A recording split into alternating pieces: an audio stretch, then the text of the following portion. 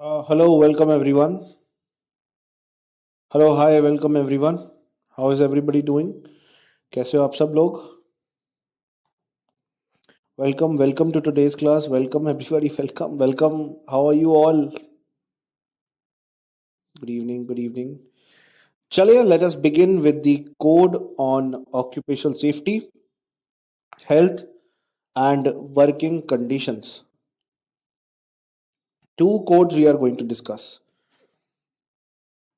Code on social security,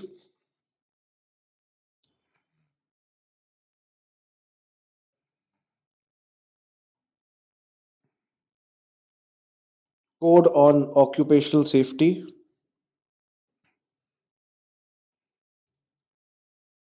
health, and working conditions.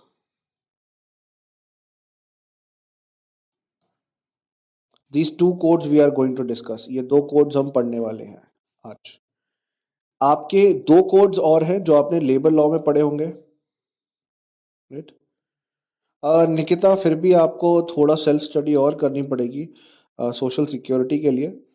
मैंने आपको books पहले भी सजेस्ट करी हुई हैं. आप अरिहंत पब्लिशर की या किसी भी पब्लिशर की सोशल सिक्योरिटी की बुक ले लीजिए और उसे भी रीड करते रहिए साथ साथ. बिकॉज देखो, मैं इसलिए कहता हूँ क्योंकि आपका कंपटीशन बहुत हाई है इस साल. जितने एफर्ट्स खुद भी मारोगे उतना अच्छा रहेगा. मैं तो इतना ही सजेस्ट करूंगा, बाकी आप सब लोग की इच्छा है. जो बुक पढ़ना चाहो पढ़ लो. क्लास में मैं अच्छे से समझाने का पूरा प्रयास करूंगा, समझ भी आएगा, राइट? पर ऑब्वियसली हर एक चीज मैं आपके साथ डिस्कस तो नहीं कर पाऊंगा ना क्लास में. इसलिए मैं कोशिश करूंगा that I make everything very clear to you all. आप सब लोगों को बहुत अच्छे से, स्पष्ट रूप से बहुत स्पष्ट रूप से मैं हर चीज बता दूं, राइट? चलिए शुरू करते हैं please session guys. Let us start now. अब हम शुरू करते हैं दोस्तों.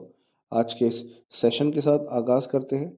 आप सब लोग जुड़ चुके हैं. मेरे को पहले एक बात ये बता दो यार, लेबर लॉ में तुमने क्या क्या पढ़ा हुआ है सोशल सिक्योरिटी में? So I am sorry, labour law में तुमने कोड से रिलेटेड, कोड ऑन सोशल सिक्योरिटी तो नहीं पढ़ा ना लेबर लॉ में? आई थिंक नमन सर ने ही पढ़ाया है आप सबको. तो नमन सर ने दो कोड्स पढ़ाए होंगे, वेजेस, यस और नो? वेज कोड पढ़ाया है, यस और no? Code on wages, right? ये दो चीजें आपको पढ़ाई होंगी, दो कोड्स पढ़ाए होंगे. टोटल चार कोड है, जिनमें से दो कोड मैं कराऊंगा, कोड ऑन सोशल सिक्योरिटी, दो code on occupational safety and health and working condition. और कोड ऑन वेजेस तो पढ़ा होगा आपने. Yes yes, Monika, Ajay, Sagar, Mukesh, Nikita, okay ठीक है, Deepika, Deepak, sorry not Deepika, sorry. Code on wages and industrial relations कराया है, ठीक है सत्यम, ठीक है. अब आपने ये कब किया है? क्या कोड्स को पास होने से पहले? क्योंकि ये कोड्स आपको देखने मिलेगा. एक ड्राफ्ट नोटिफिकेशन था, ड्राफ्ट बिल था, और एक था जब लोकसभा राज्यसभा से पास हो गया उसके बाद. तो आपने ड्राफ्ट बिल किया है. आपने क्या पढ़ा है अभी? आपने प्रीवियस लॉ पढ़ा है, पुराना कानून पढ़ा है, या आपने नए कानून पढ़े हैं, नए कोड्स पढ़े हैं? कोड ऑन वेजेस और कोड ऑन इंडस्ट्रियल रिलेशंस. मैं इतनी इंक्वायरी तो इसलिए कर रहा हूँ क्योंकि मैं जान सकूं कि आप लोग कितने अवेयर हैं इन कॉन्सेप्ट्स के बारे में, इन कोड्स के बारे में. अवेयर हो, यस और नो?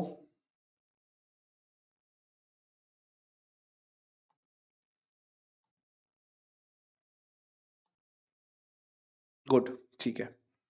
ठीक है, चलिए, ठीक है, ठीक है. स्टार्ट करते हैं. Let us begin then. अब कुछ बचा नहीं है हमें और चर्चा करने का. शुरू ही करते हैं आज के सेशन के साथ. Very good evening to all of you जो हमारे साथ क्लास में लेट जुड़े हैं. बस मैं आज के सेशन का आगाज करते हैं दोस्तों. शुरू करते हैं आज के सेशन के साथ.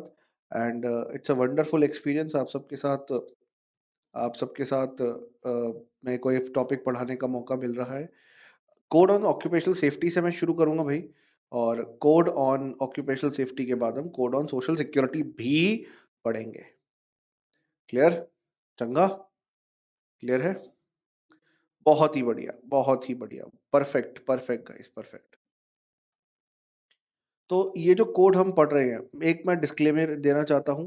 मैंने इसको अपडेट करने की पूरी कोशिश करी है, पर कल जाके अगर इसमें फिर कोई अपडेट आ जाता है, राइट, कल जाके इसमें फिर से कोई अपडेट आ जाता है, तो I'm सॉरी, वो मैं कवर कैसे एडवांस में कर पाऊंगा.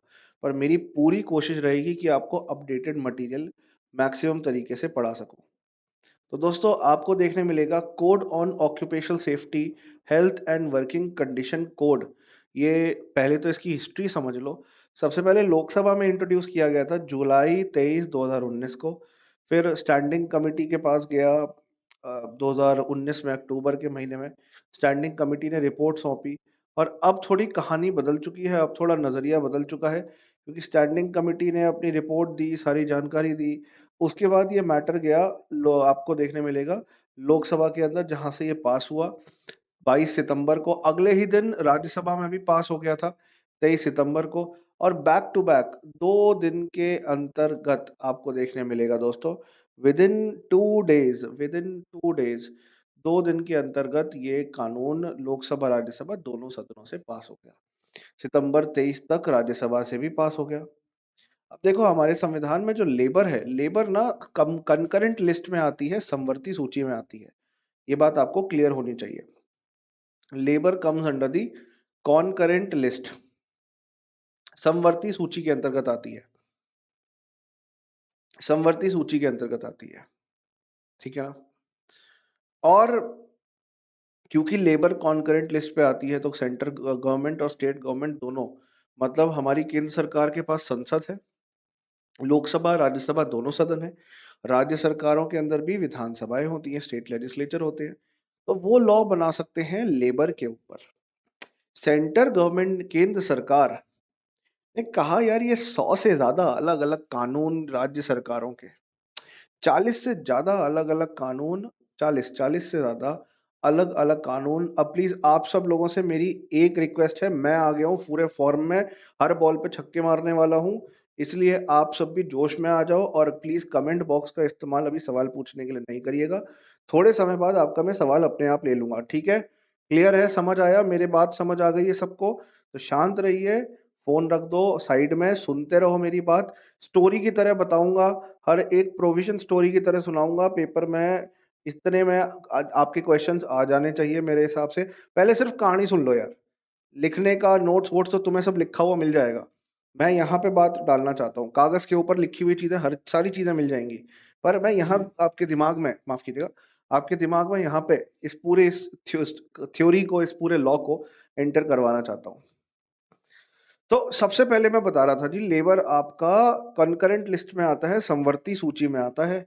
और केंद्र सरकार राज्य सरकार दोनों कानून बना सकती है। केंद्र सरकार की तरफ से संसद, पार्लियामेंट, इंग्लिश हिंदी बाइलिंगुअल रखूंगा मैं ये। केंद्र सरकार की तरफ से संसद, पार्लियामेंट, एंड राज्य सरकारों की तरफ से स्टेट लेजिस्लेचर जी, ये लॉ बना सकते थे आपके लेबर या लेबर से रिलेटेड मैटर के ऊपर। तो केंद्र सरकार ने कहा कि 100 से अधिक कानून राज्यों के हैं, 40 से अधिक कानून केंद्र सरकार के, कंफ्यूजन हो जाती है यार इतने लॉ के चक्कर में। Government it was very clear कि अब समय आ गया है इतने सारे कानूनों को एक साथ इकट्ठा करके, संगठित करके, माफ करिएगा, संगठित करके कुछ कोड बनाए, 4 से 5 कोड बनाए हमारे देश के अंदर। ऐसा सरकार सोच रही थी। 2018-19 के अंदर सरकार ने रिफॉर्म करना शुरू किया, तो 4 कोड बनाने पे फाइनल हुई है सरकार। 2 कोड हैं लेबर लॉ रिलेटेड और 2 कोड हैं social security related. Labour law related है कोड ऑन इंडस्ट्रियल डिस्प्यूट पहला, दूसरा है कोड ऑन वेजेस। ये 2 हैं लेबर लॉ रिलेटेड। मैं भी पढ़ा सकता हूं, पर ये नमन सर को हमने टास्क दिया था ताकि वो आपको पढ़ा सके, उनसे बढ़िया टीचर तो हो ही नहीं सकता यार लेबर लॉ पढ़ाने के लिए, राइट। और हाँ, एक एक मजे की बात बताना चाहता हूँ, नमन सर और मैं जुड़वा हैं। जुड़वा का मतलब सेम, हम भाई भाई नहीं है, राइट, ऑब्वियसली भाई नहीं है, दोनों अलग अलग रिलीजन से आते हैं, पर हमने एक साथ ही ग्रेड अप ज्वाइन किया था, तो हम इसलिए जुड़वा हैं। तो मुद्दे की बात ये मैं कह रहा हूँ कि वो इंडस्ट्रियल डिस्प्यूट और code on wages Naman sir आपको पढ़ाएंगे, या पढ़ा दिया होगा जैसा भी सिचुएशन है। मैं आपको 2 कोड्स पढ़ाऊंगा, code on social security and code on occupational safety या working condition. Occupational safety and working condition, इसका मतलब क्या होता है वो भी बताऊंगा, सिर्फ शांति से सुन लो। तो ये चर्चा की गई थी सरकार के द्वारा कि 100 से अधिक राज्य सरकार के कानून, 40 से अधिक केंद्र सरकार के कानून, इनको रिफॉर्म करके 4 कोड्स में डाल देंगे, 4 कोड्स में डाल देंगे हम। ठीक है जी, इतना फाइनलाइज हुआ। पर ये 4 कोड जो हम बनाने वाले थे, इनको क्यों कोडिफाई किया जा रहा था?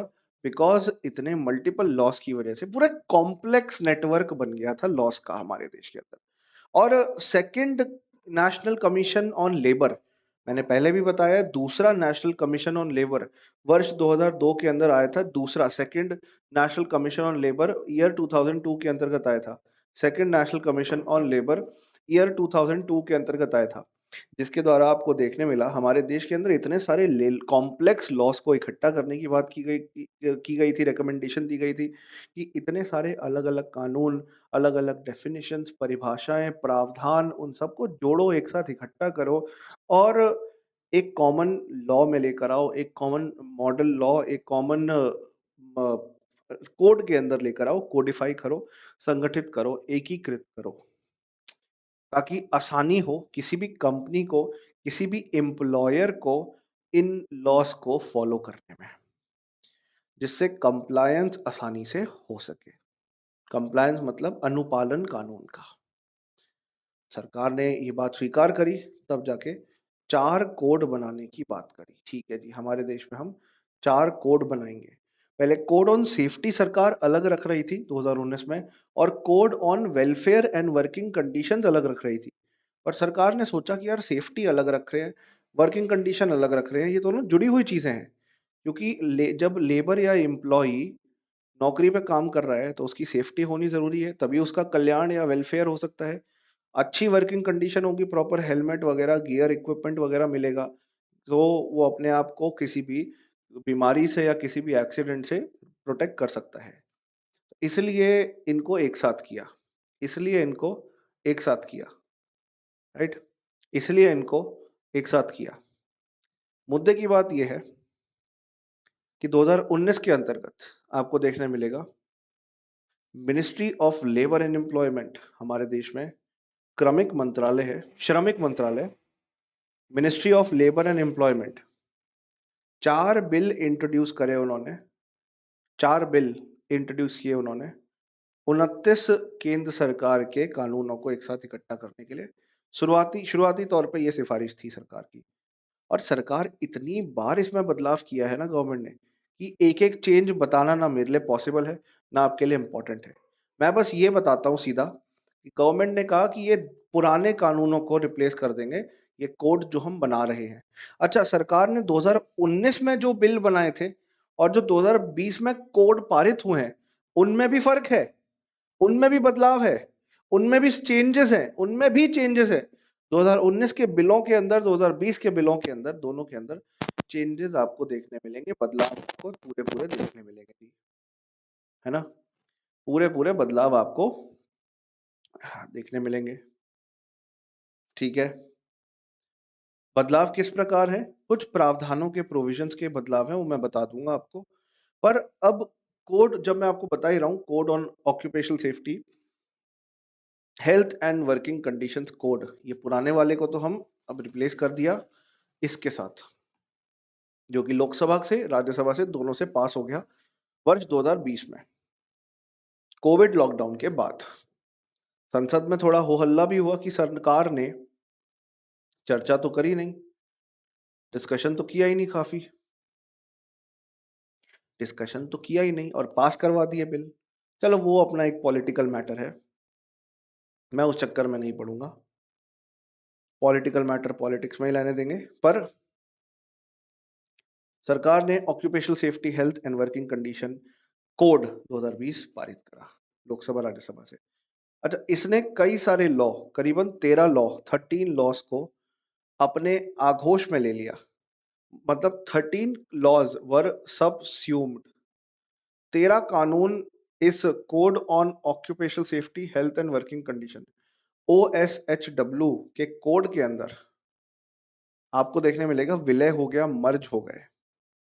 एक कोड के अंदर 13 कानून सरकार के मर्ज हो गए, मर्ज मतलब विलय हो जाना हिंदी में बोलूं, ये सारे प्रोविजंस मर्ज हो गए एक साथ। ओके सर, मर्जर की बात भी आपने समझा दी। इसके अंतर्गत अलग अलग कानून, जैसे कि एक एक करके देख लेते हैं, let us see. Factories act 1948, mines act 1952, mine होती है ना खदान, खदान जहां पे ऐसे खनिज, कोयले की खदान हो गई, सोने की खदान हो गई, राइट, कोलार गोल्ड फील्ड, वो भी तो माइन है, केजीएफ, और अब तो उसका पार्ट 2 भी आ रहा है। वो भी तो एक माइन का ही एग्जाम्पल है, उसे माइनिंग कहते हैं। उसके ऊपर माइंस एक्ट लगता था, उसके ऊपर माइंस एक्ट लगता था। Dock workers safety health and welfare act. Dock क्या होता है? ये होता है डॉक, बंदरगाह, port, port, dock, port area. ठीक है जी, ये होता है डॉक। इनके वर्कर्स की सुरक्षा करने के लिए कानून था। Building and other construction workers, बड़ी बड़ी बिल्डिंगें बनती है ना, उनके अंदर काम करने वाले वर्कर्स के लिए अलग से लॉ है। Plantation labour act 1951, contract labour regulation and abolition act 1970, contract labour के लिए भी अलग कानून बनाया गया। कॉन्ट्रैक्ट लेबर के लिए भी अलग कानून बनाया गया। कॉन्ट्रैक्ट लेबर का मतलब कि एक लेबर जो कि कॉन्ट्रैक्चुअल बेसिस पे काम करती है, किसी फुल टाइम जॉब में नहीं है, हो सकता है परमानेंट है या हो सकता है किसी समय सीमा के लिए है, उसको भी अब इसमें हमने मर्ज कर लिया है। इंटरस्टेट माइग्रेंट वुमेन, जो एक राज्य से दूसरे राज्य में लोग काम करने जाते हैं, जैसे कि बिहार से कोई गुजरात नौकरी करने गया है, तो ऐसे माइग्रेंट या प्रवासी मजदूर का ख्याल रखने के लिए, ऐसे किसी प्रवासी मजदूर का ख्याल रखने के लिए। बफर नहीं हो रहा है दोस्त, मेरे को सही दिख रही है वीडियो, बाकियों को भी सही दिख रही होगी, यस और नो? है ना, बफर नहीं हो रहा है? अब हो रहा है तो आप बाद में रिकॉर्डेड भी देख सकते हो, मेरे सेंड से नहीं है इस टाइप पे बफर। ठीक है, नेक्स्ट आपका वर्किंग जर्नलिस्ट। जो जर्नलिस्ट होते हैं ना, जनता जानना चाहती है, nation wants to know, right? आजकल तो जर्नलिस्ट के जीवन का कुछ भरोसा नहीं भाई, राइट?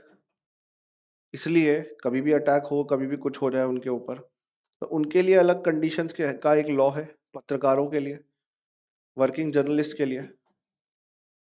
मोटर ट्रांसपोर्ट वर्कर्स, जो गराज वगैरह में motor transport, right, motor transport, ये नंबर मतलब ये सारे कानून, कुल 13 कानून है ना, तो ये रोमन में 13 तक लिखे हुए हैं। और ये जो ईयर लिखा हुआ है, ये साल है, ईयर है जिस साल ये कानून आए थे, और अब इनको मर्ज कर दिया गया है कोड के अंदर, code on occupational safety health and working conditions of labour. ऐसे ही सेल्स प्रमोशन एम्प्लॉय, जो सेल्समैन आते हैं ना, घर पे आपकी बेल बजाते हैं, सर ये ले लो वो ले लो, उनके लिए सेल्स प्रमोशन एम्प्लॉइज। बीड़ी सिगार, जो बीड़ी बनाते हैं, बीड़ी को रोल करते हैं, सिगार बनाते हैं, सिगरेट बनाते हैं, उनके लिए। और cine workers and cinema theatre workers, जो थिएटर के अंदर, राइट, थिएटर वर्कर्स, राइट, ठीक है, थिएटर वर्कर्स आपको देखने मिलेगा। ये सारे एक्ट्स इस पर्टिकुलर ईयर के अंदर आए हैं, इन पर्टिकुलर ईयर्स के अंतर्गत आए हैं, और ये 13 लॉस को हमने अब occupational safety health and working conditions code में मर्ज कर लिया है। पहली बात तो मर्ज कर लिया है। ओके ठीक है सर, बेसिक आइडिया आपने दे दिया कि इनका मर्जर हो गया है, पर ये कहना क्या चाहता है लॉ? ये लॉ अलग अलग प्रावधान बनाता है, रेलेवेंट अथॉरिटीज कौन सी संस्थाएं होंगी, एडवाइजरी बॉडीज कौन सी संस्था एडवाइस देगी, राय देगी, duties of employer, rights and duties of employee, एक व्यक्ति जिसने किसी को नौकरी पे रखा है उसकी क्या ड्यूटी होगी, और जो एम्प्लॉय नौकरी कर रहा है उसकी क्या ड्यूटी होगी, ये सब इसके अंतर्गत कवर्ड होता है, ये सब इसके अंतर्गत कवर्ड है। तो पार्लियामेंट ने, आपको देखने मिलेगा, भारत के अंदर 50 करोड़ संगठित और असंगठित मजदूरों के लिए ये सुधार किए। इस पर चर्चा भी बहुत हुई, ताकि सरकार कई सारे पुराने कानूनों को रिप्लेस कर सके नए नए कोड के साथ, क्योंकि लेबर लॉ नॉर्मली या तो फॉलो नहीं होते क्योंकि इतने कठिन होते हैं, और फॉलो होते हैं तो फॉलो करते करते जान निकल जाती है ऑर्गेनाइजेशन की। इतने सारे 40 से भी अधिक कानूनों को फॉलो करना बहुत मुश्किल काम है। एम्प्लॉयर्स को तो बिल्कुल मतलब एलर्जी जैसी है कि लेबर लॉ, ऐसे इतने डिफिकल्ट लेबर लॉज है हमारे देश के अंदर। एक बार बिजनेस खोल दिया आपने, ऑर्गेनाइजेशन संस्था खोल दी, उसके बाद संस्था को चलाना बड़ा भारी काम हो जाता है, क्योंकि लेबर लॉज इतने सारे हैं, लेबर लॉज इतने सारे हैं। ठीक है, अब एक चीज तो मुद्दे की यहाँ पे ये आती है कि कौन से लॉ सब्स्यूम हुए हैं। दूसरी बात, ये जो कोड बनाया गया है, ये जो कोड बनाया गया है, इसके अंतर्गत एक दो चीजें आपको इससे रिलेटेड ये देखने मिलेंगी कि 2019 के लॉ के मुकाबले 2019 का बिल जो था, उसमें गवर्नमेंट को पावर दी थी कि किसी भी संस्था को, किसी भी इस्टेब्लिशमेंट को, या किसी भी प्रकार की इस्टेब्लिशमेंट को इस प्रावधान से, इस बिल के, इस कानून के प्रावधान से आप अलग रख सकते हैं। अप्रोप्रिएट गवर्नमेंट वर्ड का इस्तेमाल किया गया था, पर यह नहीं बताया था कौन है अप्रोप्रिएट गवर्नमेंट। हो सकता है सेंट्रल गवर्नमेंट हो सकता है स्टेट गवर्नमेंट हो। मतलब कल जाके अप्रोप्रिएट गवर्नमेंट बोलती है कि जो हैंड मोबाइल फोन बनाते हैं वर्कर्स, उन वर्कर्स को हम एग्जेम्प्ट करते हैं, माफ करते हैं, उनके ऊपर एक कानून नहीं लगेगा। अब 2020 के कानून ने अप्रोप्रिएट गवर्नमेंट की जगह एक शब्द इस्तेमाल किया है, जो है स्टेट गवर्नमेंट। स्टेट गवर्नमेंट को एग्जेम्प्ट किया है that any new factory, power दी गई है एग्जेम्प्ट करने की स्टेट गवर्नमेंट को, कि किसी भी नई फैक्ट्री को आप इस कोड के तहत एक छूट दे सकते हैं, एग्जेम्प्ट कर सकते हैं। क्यों? एक नई नई फैक्ट्री खुली है, एक नया नया एस्टैब्लिशमेंट खुला है, संस्था खुली है, राइट? ओके, नई नई संस्था खुली है। आपको देखने मिलेगा कि वो नई संस्था की वजह से, किसी नई संस्था की वजह से सरकार कोशिश करती है कि उस नई संस्था को आगे बढ़ने का मौका मिले। स्टार्टअप खुला है, स्टार्टअप को सरकार कोशिश करेगी कि ग्रो हो, फर्दर ग्रोथ मिले स्टार्टअप को। इसलिए तो सरकार कुछ लेबर लॉस से एग्जेम्प्ट कर सकती है स्टार्टअप्स और स्टार्टअप बॉडीज को, ताकि उनके ऊपर कानून नहीं लगेगा, ये सारा लेबर लॉ नहीं लगेगा, तो स्टार्टअप अपने शुरुआती बुनियादी कामों पर फोकस कर सकती है। जो भी संस्थाएं इस कोड के अंतर्गत आएंगी, उन सबको रजिस्टर कराना पड़ेगा, प्रॉपर रजिस्ट्रेशन ऑफिसर्स होंगे, उनके साथ रजिस्टर जरूर कराना पड़ेगा। ऐसे ही नहीं शुरू कर सकते, आपको पहले रजिस्टर करवाना पड़ता है, आपको पहले रजिस्टर करवाना पड़ता है बकायदा। अच्छा, इसके अंतर्गत बहुत सारी डेफिनेशंस आपको देखने मिलेंगी इस कानून में, बल्कि इसमें डे, दिन तक के शब्द को डिफाइन किया गया है। अब मैं वो बताऊंगा क्या आपको कि डे कितना होता है, क्या होता है, एक दिन को क्या कहते हैं। अरे 24 घंटे का पीरियड होता है यार, ये तक इसमें डिफाइन किया गया है। A period of 24 hours that start from midnight. इतना डीप में तो मैं नहीं ले जाऊंगा आपको, आपके मेरे हम दोनों की वक्त की बर्बादी होगी, और एग्जाम में तो नहीं पूछा जाएगा भाई। पर मैं आपको कुछ महत्वपूर्ण प्रावधान जरूर प्रावधानों से जरूर वाकिफ करवा देता हूँ इस लॉ के। तो code on occupational safety, health and working condition के कुछ प्रावधान हैं, जैसे कि ये किस ऑर्गेनाइजेशन के ऊपर लागू होती है, किस ऑर्गेनाइजेशन के ऊपर लागू होती है। ये माइंस और फैक्ट्री के ऊपर लागू होती है, माइंस और फैक्ट्री। कोई भी ऐसी संस्था है, कोई भी फैक्ट्री है, कोई भी ऐसी संस्था है, यहाँ पे मैन्युफैक्चरिंग एक्टिविटी अगर पावर का इस्तेमाल कर रहे हैं तो 10 या 10 से ज्यादा वर्कर, और पावर का इस्तेमाल, बिजली ऊर्जा का इस्तेमाल नहीं कर रहे हैं तो 20 या 20 से ज्यादा वर्कर काम करते हैं, उनके ऊपर, उनके ऊपर ये लॉ एप्लीकेबल होता है। पर 2020 के कोड के अंदर इसने इसको बढ़ा दिया, 20 और 40 कर दिया। मतलब 20 वर्कर्स एक फैक्ट्री में काम कर रहे हैं विद एनर्जी, जहां पर बिजली का इस्तेमाल किया जाता है, और 40 workers without energy, minimum.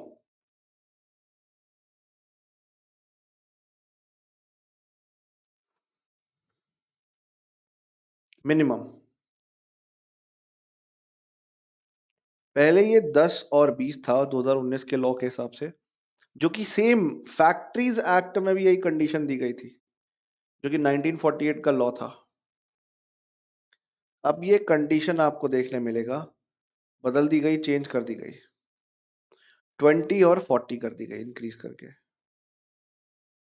In any organization where more than 20 if it uses power, or 40 if it doesn't use power, are employed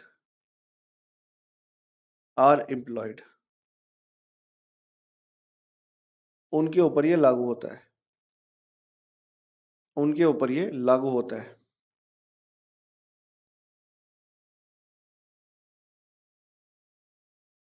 उनके ऊपर ये लागू होता है। This is the eligibility.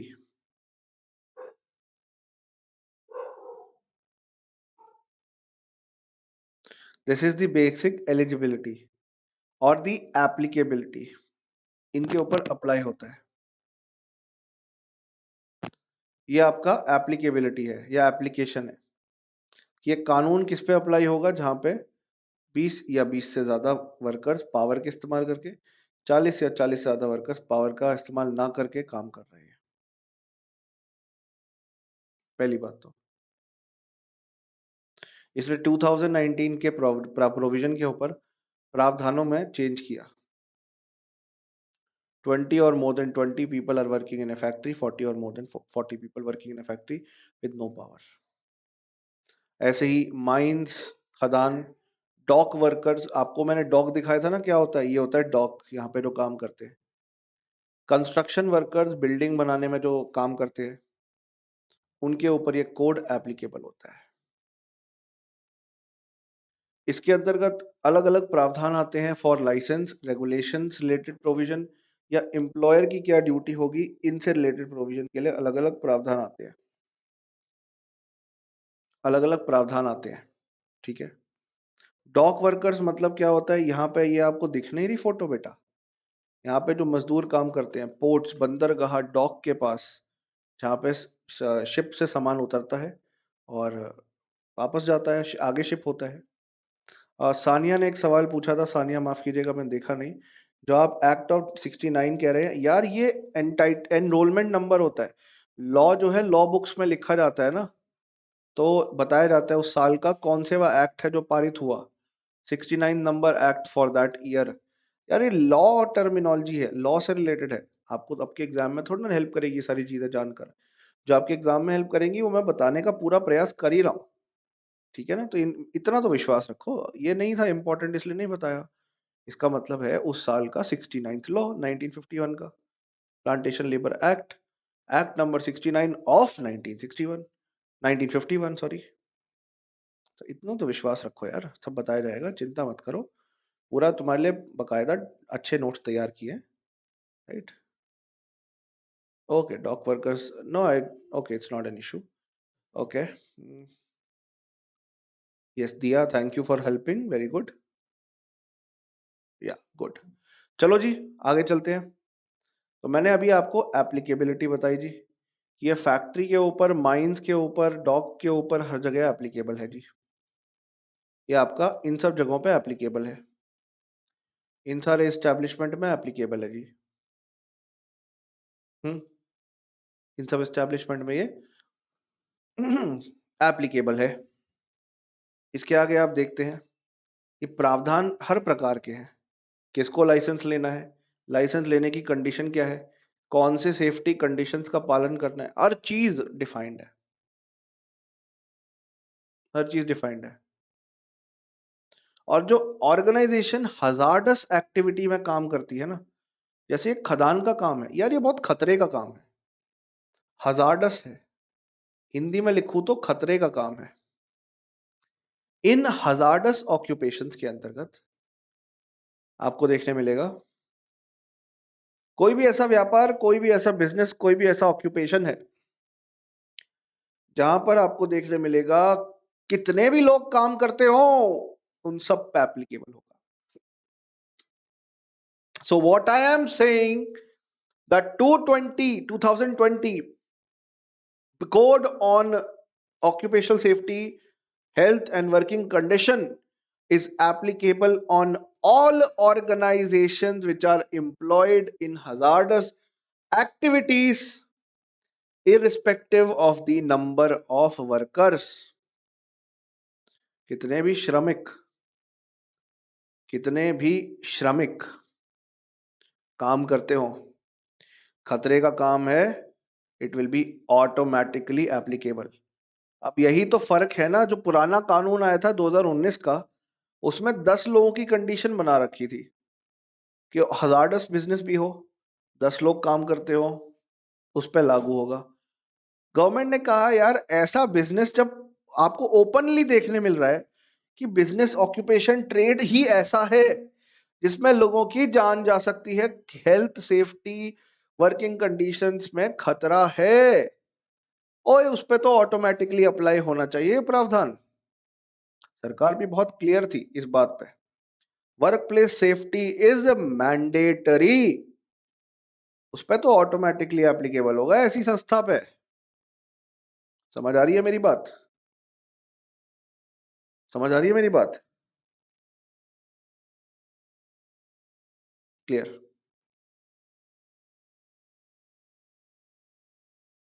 Now contract workers, contract workers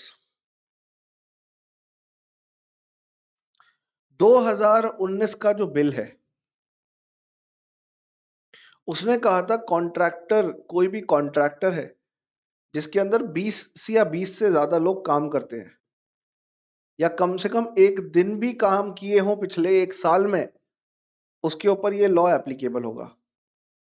2020 के कानून ने कहा कि उन संस्थाओं में, उन इस्टेब्लिशमेंट्स के अंदर या उन कॉन्ट्रैक्टर्स के पास, कॉन्ट्रैक्टर्स के पास आपने देखा होगा ना, कई बारी कॉन्ट्रैक्टर होते हैं, ठेकेदार होते हैं। जैसे अभी मेरा घर बनना था, घर बनने के टाइम पर एक 25-30 लेबर रही होगी कॉन्ट्रैक्टर के अंतर्गत, उसके साथ हमने कॉन्ट्रैक्ट किया था कि वो पूरा घर बना के देगा। बिल्डर था, बिल्डर कॉन्ट्रैक्टर था, पूरा घर बना के देगा। 25-30 लेबर थी उसके अंतर्गत। ऐसे कॉन्ट्रैक्टर्स होते हैं बहुत चीजों के अंदर। मान लो मुझे गांव के अंदर पेड़ों से शहद, जहाँ पे मधुमक्खियां होती हैं, शहद उतरवाना है। एक कॉन्ट्रैक्टर अपने नीचे कुछ लोगों को रखेगा, उनसे शहद की शीशियां ले लेगा, पैकेज करके मेरे को बेच देगा। तो ठेकेदार जो होते हैं, पहले तो कंडीशन बहुत अलग थी, अब है 50 और मोर, 50 या अधिक लोग अगर एक दिन भी काम किए हों पिछले 365 दिन में एक साल के अंतर्गत, 50 or more workers on any day in the last financial year, आपको देखने मिलेगा the code will be applicable to such establishments or to such contractors। Code ऐसे establishments पे भी applicable होगा दोस्तों। ये बात याद रखना, ये बात याद रखना, ठीक है? ये बात याद रखना।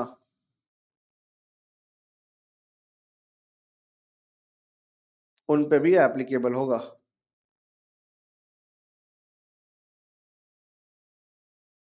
How will it help? It will help the contract workers who are covered under this. It will help the contractors जिसके अंतर्गत इतने सारे वर्कर काम करते थे। और बिल के प्रावधान याद है ना, कौन से सॉरी लॉ के प्रावधान याद है ना, कौन से लॉ इसके अंदर मर्ज हुए थे, उनका नाम याद है ना? उनका नाम याद इसलिए करने की कह रहा हूं क्योंकि आपको देखने मिलेगा उसमें कितने सारे ऐसे कॉन्ट्रैक्चुअल प्रोफेशन है, ऑक्यूपेशन है, कितने सारे ऐसे क्षेत्र हैं जिनको कॉन्ट्रैक्ट बेसिस पर काम करते हैं, जिसके अंतर्गत मतलब जैसे आपको देखने मिलेगा इस फोटो के अंतर्गत फैक्ट्रीज एक्ट हो गया, प्लांटेशन खेतों के अंदर जो मजदूर काम करते हैं, माइंस एक्ट, ये 13 पुराने कानून है ना जो सब्ज्यूम हो रहे हैं। इनमें से काफी ऐसे काम है जिसमें कॉन्ट्रैक्ट बेसिस पर लेबर से काम करवाया जाता है। ओके, ठीक है, कॉन्ट्रैक्ट बेसिस पर लेबर से काम करवाया जाता है। तो हर चीज से रिलेटेड बदलाव हुआ है 2019 के कानून के मुकाबले 2020 के कानून में। उसमें से एक बदलाव ये भी है, पहले 20 लोगों पे एप्लीकेबल था अगर कॉन्ट्रैक्ट लेबर हायर की हुई है, अब यही कंडीशन बढ़ा के 50 की कर दी है। अब यही कंडीशन बढ़ा के भाई जी 50 की कर दी है, 50 की कर दी है। Okay, earlier it was applicable on in organizations where 20 or more workers were employed, now it is 50 or more workers in a by a contractor. hmm okay, ये एक तरीके से आपको देखने मिलेगा रेगुलेशन रेगुलेशन बेहतर करना चाहती है with respect to contract labour, right. तभी इसने सेंटर और स्टेट गवर्नमेंट के अंदर काम करने वाले कॉन्ट्रैक्ट लेबर्स को भी इसके अंतर्गत इंक्लूड किया है। सेंटर और स्टेट गवर्नमेंट के अंतर्गत काम करने वाले लेबर्स को भी इसके अंतर्गत इंक्लूड किया है। सेंटर और सीजनली सीजनली से फर्क नहीं पड़ता ना यार, एक दिन भी काम किया है अगर 365 दिन में, तो सीजनल वाली बात हो ना हो फर्क ही नहीं पड़ता यहाँ पे। आप सीजनल भी कह लो, कोई दिक्कत नहीं है, but it is very clear that they are saying that even for one day if a person was employed, ठीक है, ओके। पुराने कानून में सरकार को शक्ति दी गई थी कि कॉन्ट्रैक्ट वर्कर्स को हायर कर सकती है सरकार। अब इस कानून ने बोला यार कोर एक्टिविटीज में कॉन्ट्रैक्ट वर्कर्स नहीं होने चाहिए, फुल टाइम लेबर होनी चाहिए, फुल टाइम वर्कर्स होने चाहिए। कोर एरियाज के अंदर सरकार ऐसा थोड़ी ना है कि कोर एरियाज में भी कॉन्ट्रैक्ट लेबर रख लेगी।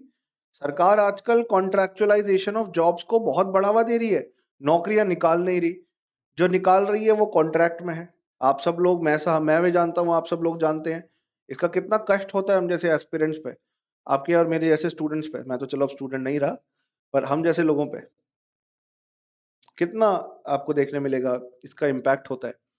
इसलिए कोर एक्टिविटीज में कॉन्ट्रैक्ट लेबर नहीं हो सकती, यहाँ पे ऑर्डिनरली आप फुल टाइम लोग हायर कर सकते हो। सिर्फ उन एरियाज के अंदर जहां पे फुल टाइम वर्कर्स की जरूरत नहीं है, जहां पर पूरे दिन का काम नहीं, जैसे डेटा एंट्री ऑपरेटर एक ऐसी चीज है जो डीईओ होते हैं, टाइपिंग वाइपिंग का काम करते हैं, पूरे दिन थोड़ी ना बैठना है यार, है ना, पूरे दिन थोड़ी ना बैठना है, सिर्फ लिमिटेड टाइम स्पैन के लिए आपको बैठना है। हाँ, उसके अंतर्गत you see in that particular area contract labour can be hired. और कई बार क्या हो जाता है, स्टाफ बहुत कम पड़ जाता है सरकार का, तो अचानक से बहुत ज्यादा काम आने की वजह से, because of the presence of sudden increase of work, you see contract labour is hired. In that scenario it is permitted, in that scenario it is permitted. चलो जी, कॉन्ट्रैक्ट लेबर पे भी क्लैरिटी मिल गई सर, कोई दिक्कत नहीं। Contract labour के clause पे भी हमें क्लैरिटी मिल गई है, कोई दिक्कत नहीं। फैक्ट्री के प्रोविजन के ऊपर भी क्लैरिटी मिल गई है, किस पे एप्लीकेबल है और किस पे एप्लीकेबल नहीं है, इस पे भी क्लैरिटी मिल गई है। हाँ या ना, हाँ या ना? यस सर, बिल्कुल। तो किस पे एप्लीकेबल है, किस पे एप्लीकेबल नहीं है, we know this now. Okay, चलो आगे बढ़ते हैं, आगे बढ़ते हैं दोस्तों। नेक्स्ट प्रोविजन आपको बताता है कि state government can exempt any new factory, ये तो शायद मैं बता चुका हूँ कि स्टेट गवर्नमेंट किसी भी नई फैक्ट्री को जो कि अभी बनाई गई है, स्टार्टअप है या कोई नया एस्टेब्लिशमेंट है, उसके ऊपर इसको एग्जेम्प्ट कर सकती है। ये शायद मैं बता चुका हूं पहले। यस, एब्सोल्युटली एब्सोल्युटली, बिल्कुल, ये तो मैं बता चुका हूं आपको। अच्छा, आपको पता है वर्किंग आवर्स के बारे में क्या बोला है? क्योंकि फीमेल जो है उनके वर्किंग आवर्स फिक्स करे गए हैं, मेल्स के भी वर्किंग आवर्स फिक्स करे गए हैं। पर फीमेल एम्प्लॉयमेंट या विमेन एम्प्लॉयमेंट या हिंदी में बोलूं तो नारी सशक्तिकरण के लिए भी इन्होंने भी कुछ कार्य, कुछ जिम्मेदारियां उठाई नारी सशक्तिकरण के लिए। जैसे कि आपको देखने मिलेगा 2019 के कानून में सरकार ही डिसाइड करती कि कितने मैक्सिमम डेली वर्क आवर्स होने चाहिए, कितने रोज का काम, कितने घंटे का काम ही वर्कर कर सकता है। इसमें तो फिक्स कर दिया है नए कानून में 2020 में 8 घंटे प्रतिदिन मैक्सिमम लिमिट है भाई, 8 घंटे प्रतिदिन। और आजकल तो सरकार 4 दिन में काम करवाने का सोच रही है, 4 डे वर्क वीक बनवाने का सोच रही है आजकल सरकार। It is even thinking about 4 day work week, 4 दिन का काम ऑफिस का। सुधार तो आ रहे हैं काफी, सुधार आएंगे भी काफी। विमेन एम्पावरमेंट के लिए, विमेन एम्पावरमेंट को बढ़ावा देने के लिए दोस्तों, इस प्रोविजन के अंतर्गत आपको देखने मिलेगा to improve the female empowerment, आपको देखने मिलेगा हर तरीके के काम के अंदर महिलाओं को नौकरी दी जा सकती है, in all type of establishment, in all type of work. पहले ना डेंजरस ऑपरेशंस के अंदर ऐसी चीज जो कि खतरे भरी है, खतरे भरी है, उनके अंतर्गत महिलाओं को आने की अनुमति नहीं थी। सरकार प्रोहिबिट कर सकती थी, रोक सकती थी महिलाओं को, पर सरकार ने कहा कि why should men have all the fun.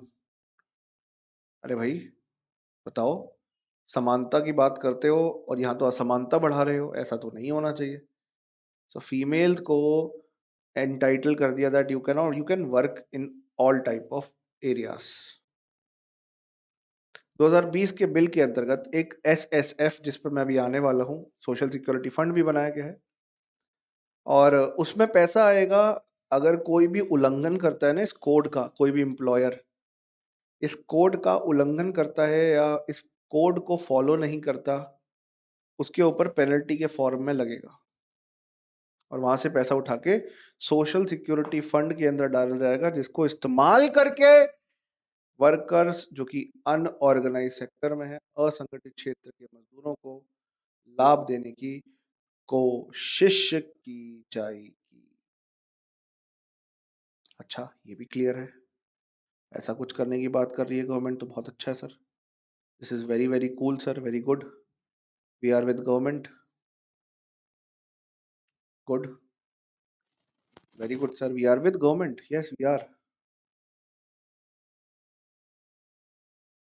हम गवर्नमेंट के साथ है ना। एक चीज इंपॉर्टेंट यहाँ पे ये आती है कि सरकार ने चार अलग अलग इंस्टीट्यूशनल रिफॉर्म भी किए हैं। 4 different institutional reforms have been done. उन इंस्टीट्यूशनल रिफॉर्म्स को समझता हमें पड़ेगा। उसको समझने से पहले कुछ और परिभाषाएं क्लियर कर लेते हैं अपने ही बीच में, ताकि I mean with respect to contract labour, with respect to employer employee relationship, हमें कोई कंफ्यूजन ना रहे, राइट, हमें कोई कंफ्यूजन ना रहे। जैसे कि देखो, 50 या 50 से ज्यादा वर्कर्स जो कि कॉन्ट्रैक्ट बेसिस पे काम करते हैं, ये मैं आपको बार बार बता चुका हूँ, रिपीट कर रहा हूँ, मैंने बस स्लाइड नहीं दिखाई थी आपको पहले, अब दिखा रहा हूँ स्लाइड आपको, उन कॉन्ट्रैक्ट वर्कर्स के ऊपर एप्लीकेबल होगी।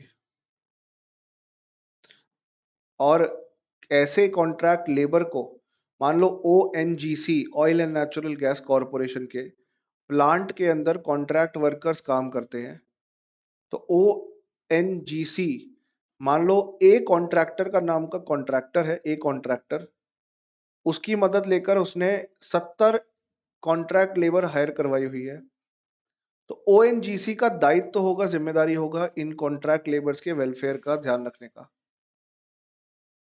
इन कॉन्ट्रैक्ट लेबर्स के वेलफेयर का ध्यान रखने का,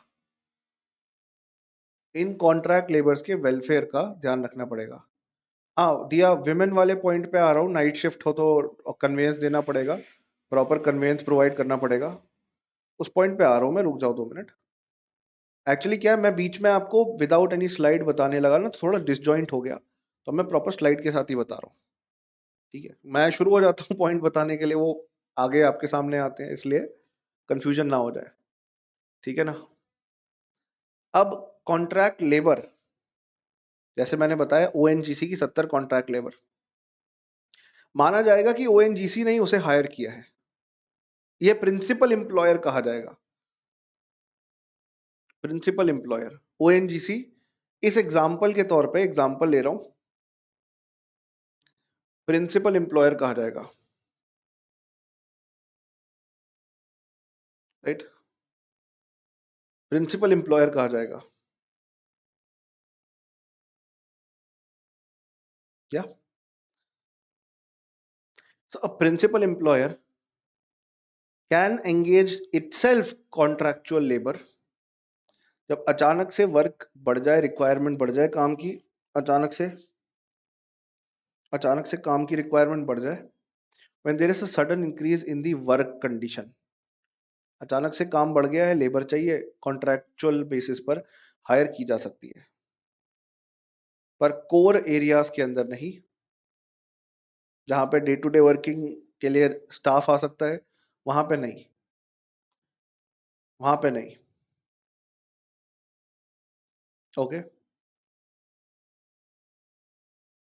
और किसी भी ऐसे कॉन्ट्रैक्ट लेबर से, कॉन्ट्रैक्टर से, आप अगर कॉन्ट्रैक्ट किसी भी ऐसे कॉन्ट्रैक्टर से कॉन्ट्रैक्ट लेबर हायर करते हैं जो सरकार के द्वारा लाइसेंस्ड नहीं है, उसका मतलब आप इस प्रावधान के खिलाफ हैं, आप इस प्रोविजन के खिलाफ हैं, आप इस प्रोविजन के खिलाफ हैं, और आप पे पेनल्टी लगेगी,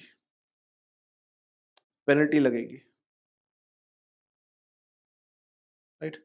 कॉन्ट्रैक्टर्स को भी, जो एम्प्लॉयज को हायर कर रहे हैं, उनको भी आपको देखने मिलेगा, उनको भी आपको देखने मिलेगा, कॉन्ट्रैक्टर्स जो एम्प्लॉयज को हायर कर रहे हैं, वो भी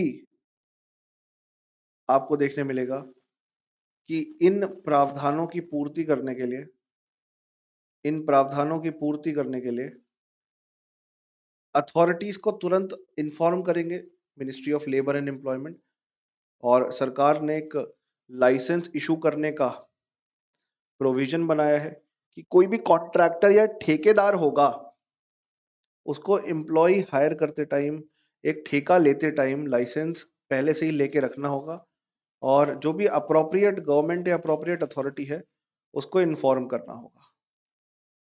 और कॉन्ट्रैक्टर ये नहीं कर सकता कि ओएनजीसी का एग्जांपल लेते हैं, ओएनजीसी से पेमेंट नहीं आ रही, वेजेस की वेतन नहीं आ रहा, दिहाड़ी नहीं आ रही मजदूरों की, दिहाड़ी नहीं आ रही मजदूरों की, वेजेस नहीं मिल पा रहे हैं। अरे कॉन्ट्रैक्टर की जिम्मेदारी है, contractor is responsible for the payment of wages through bank transfer, electronically bank transfer provide करना होगा, बैंक में पैसा ट्रांसफर करना होगा, प्रिंसिपल एम्प्लॉयर से लेकर। अगर ठेकेदार ने पेमेंट नहीं की तो माना जाएगा कि प्रिंसिपल एम्प्लॉयर को ही पे करना है, ओएनजीसी को ही पे करना है इस एग्जांपल के हिसाब से, तभी मैंने एग्जांपल ओएनजीसी का लिया है, राइट। और कोई भी लेबर उसके अंतर्गत काम करती है, पता है क्या होता था पहले, एक पर्सन 10-10 साल नौकरी कर गया किसी के अंतर्गत कॉन्ट्रैक्ट बेसिस पर, उसके पास कोई एक्सपीरियंस लेटर ही नहीं होता था बेचारे के पास, आगे जाके कल कहीं और जॉब करना चाहेगा, कोई एक्सपीरियंस लेटर ही नहीं होगा, and because of lack of experience letter उसको आगे कोई नौकरी नहीं देगा, आगे कोई नौकरी नहीं देगा तो सोचिए उसकी जिंदगी कैसी होगी, सोचिए, what kind of life will a person B living, what kind of life, job नहीं मिल पाई तो। इसलिए तो ये सब बहुत ज्यादा रेगुलेट की गई है। Please give me one second.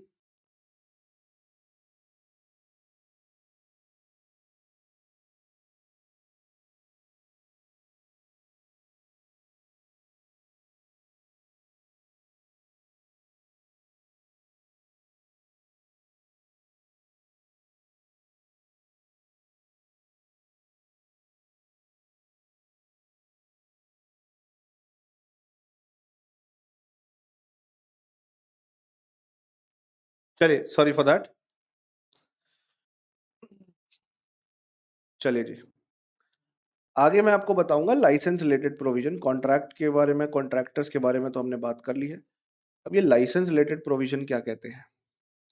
Licence licence licence लेना पड़ता है ना जी एक कॉन्ट्रैक्टर को। तो लाइसेंस, कोई भी कॉन्ट्रैक्टर कॉन्ट्रैक्ट वर्कर हायर करने से पहले, कॉन्ट्रैक्ट वर्कर को हायर करने से पहले लाइसेंस लेगा प्रॉपर अथॉरिटी से, जो कि सरकार, राज्य सरकार बताएगी कौन है proper authority. Which of the following is the proper authority? राज्य सरकार बताती है, राज्य सरकार बताती है कौन प्रॉपर अथॉरिटी है। हम्म। कॉन्ट्रैक्टर जो कॉन्ट्रैक्ट वर्कर्स को हायर कर रहे हैं, उनको लाइसेंस लेना पड़ता है। अगर एक से ज्यादा राज्य के अंदर इनका काम है, बड़ी बड़ी कंपनियां हैं आजकल, जैसे कि टीम लीज पे, जैसे मैं एक कंपनी खोलना चाहता हूँ, मुझे एम्प्लॉइज चाहिए, नौकरी पे लोग रखने हैं। ये मुझे सहायता करेंगे लोग ढूंढने के लिए, और मेरे को मेरी टीम बना के दे देंगे कि ये सॉफ्टवेयर इंजीनियर चाहिए, लो जी, 1 लाख रुपए तनख्वाह लेगा। ग्राफिक डिजाइनर चाहिए, लो जी, 50,000 रुपए तनख्वाह लेगा। स्टाफ हर प्रकार का प्रोवाइड कर देते हैं। ऐसे लोगों को तो आपको देखने मिलेगा, आपको देखने मिलेगा कि ऐसे लोगों को सरकार लाइसेंस देती है थ्रू अ डेजिग्नेटेड अथॉरिटी। हर राज्य में अलग हो सकती है, इसलिए मैं डेजिग्नेटेड अथॉरिटी शब्द ही इस्तेमाल कर रहा हूँ। ऐसी संस्था, ऐसी ऐसी ऐसी ऐसी संस्था, ऐसा संस्थान जो कि परमिशन देता है। कोड एक कॉमन लाइसेंस प्रोवाइड करता है, जो कि हर अलग अलग प्रकार के वर्क, जॉब से रिलेटेड है। हम्म, ठीक है। कोई भी कॉन्ट्रैक्टर, कोई भी कॉन्ट्रैक्टर किसी भी वर्कर को बिना लाइसेंस के परमिशन नहीं दे सकता काम करने की, किसी भी यहाँ, किसी के भी यहाँ। भैया कॉन्ट्रैक्ट लेबर हायर करनी है कॉन्ट्रैक्टर को, तो लाइसेंस चाहिए ही चाहिए, और रिन्यू कराते रहो समय समय पर, जो कि 5-5 साल के दरमियान पे आपको रिन्यू कराते रहना पड़ेगा। सर, ये क्वेश्चन भी पूछा जा सकता है क्या? अब मुझे तो नहीं पता कि यूपीएससी क्या क्वेश्चन पूछेगी। यूपीएससी की लीला यूपीएससी ही जाने, हम बस हैं यूपीएससी के दीवाने। नहीं, actually prelims exam civil service का भी होता है, जाते हैं कुछ और सोच के, हो कुछ और जाता है। इसलिए एक्चुअली यूपीएससी को आप नहीं एस्टिमेट कर सकते कि क्या करना चाहती है। चलिए जरा वर्क सेफ्टी रिलेटेड प्रोविजन देखते हैं। काम करो तो आपको सेफ्टी मिले, जिसमें प्रॉपर टूल्स हो, टूल्स को इस्तेमाल करने की समझ हो, राइट। प्रॉपर ट्रेनिंग दी जाए, प्रशिक्षण दिया जाए, बीमा किया जाए, वर्कर्स का इंश्योरेंस हो, प्रॉपर गियर वगैरह दिए जाए, गॉगल्स होते हैं, हेलमेट होता है, ये जरूरी है। Safety at work place is of Paramount importance, बहुत महत्वपूर्ण है भैया इसके अंतर्गत, ये बात ध्यान रखना। Remember this fact, it's very important.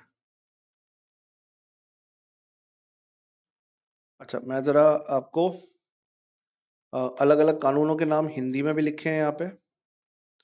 पहले 10 और 20 लोग इसमें एलिजिबल थे 2019 के हिसाब से।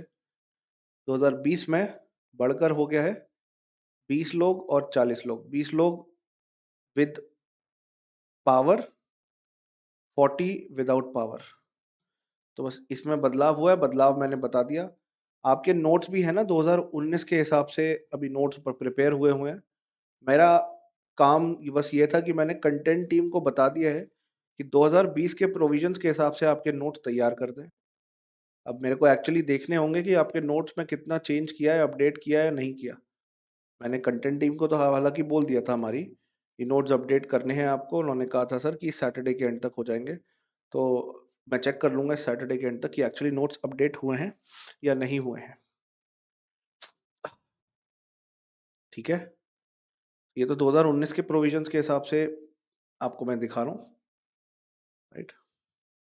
चेंजेस जो हुए हैं वो मैं आपको बता ही दिया हूँ, साथ साथ कि किसको लाइसेंस लेना है, अलग अलग 13 कानून जो इसमें मर्ज हुए हैं, राइट, उनके बारे में भी मैं आपको बताया जा रहा हूँ। ऑलराइट, चलो आगे बढ़ते हैं जरा। अब इसके प्रोविजन को समझने की कोशिश करते हैं, इसके प्रोविजन को समझने की कोशिश करते हैं। अब क्योंकि अलग अलग प्रिंसिपल एम्प्लॉयर्स इसके अंतर्गत आते हैं, अलग अलग प्रिंसिपल एम्प्लॉयर्स इनके इसके अंतर्गत आते हैं। प्रिंसिपल एम्प्लॉयर का मतलब है जो मेन एम्प्लॉयर, जैसे मैंने ओएनजीसी का एग्जांपल लिया, वो 13 कानून एप्लीकेबल हैं उनके ऊपर, राइट, ताकि प्रोटेक्ट किया जा सके। अब जरा ऐसे एम्प्लॉयर्स की ड्यूटी और उनके अधिकार और एम्प्लॉयज के अधिकार देख लेते हैं, वरना अगर ध्यान नहीं रखा एम्प्लॉय का तो ऐसी सिचुएशन हो सकती है दोस्तों। जिसने मीम देखी है वो समझ गया मैं क्या कहना चाह रहा हूँ, कि अगर प्रॉपर वर्क कंडीशन का ध्यान ना रखा जाए तो ऐसा कुछ हो सकता है, इसकी शक्यता रहती है। जस्ट टू गिगल यू, आपको थोड़ा आसानी के लिए ऐड किया था मैंने इसे। तो दो तरीके के एम्प्लॉयर होते हैं, principal employer, contractual employer. Contractual की बात कर चुके हैं। दूसरे प्रकार का होता है प्रिंसिपल एम्प्लॉयर।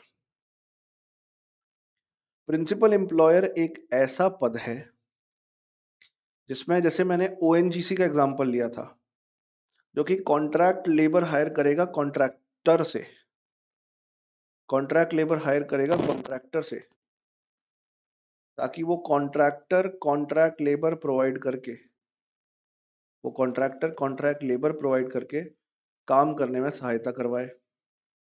तो प्रॉपर फैसिलिटीज आपकी कॉन्ट्रैक्ट लेबर को प्रोवाइड करनी है, या जो भी एम्प्लॉय है उसको प्रोवाइड करनी है एक एम्प्लॉयर के द्वारा। जैसे कि मेडिकल, बाकायदा मेडिकल चेकअप होता रहे।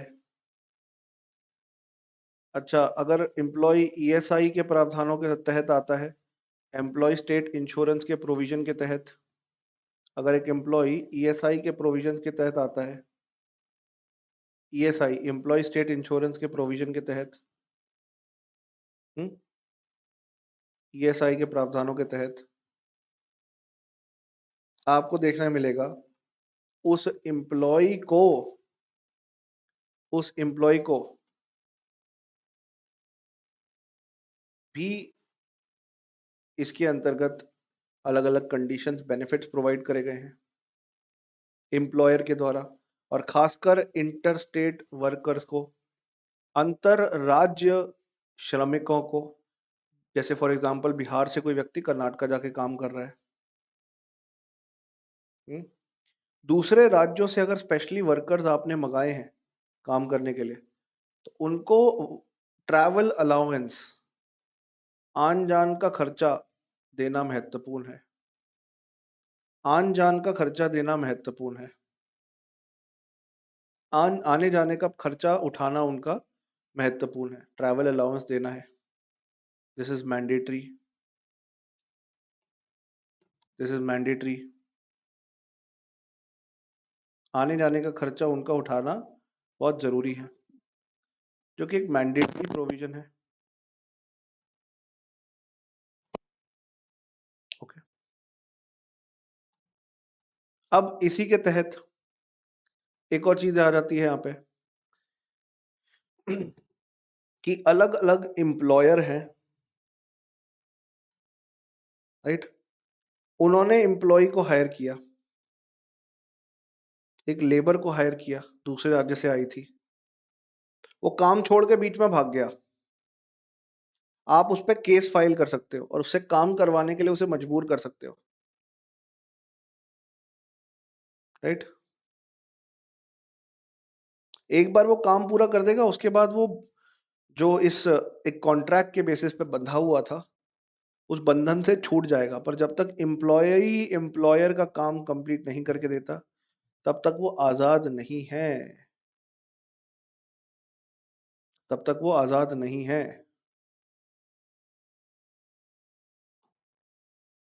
तब तक वो आजाद नहीं है। आजाद का मतलब उसे काम पूरा करके देना होगा।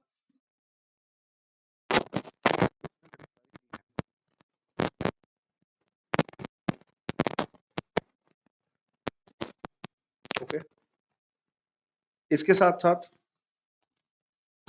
सरकार, अप्रोप्रिएट गवर्नमेंट, इनका रोल ये है कि इनको तो स्कीम बनानी है, स्कीम प्रोवाइड करनी है,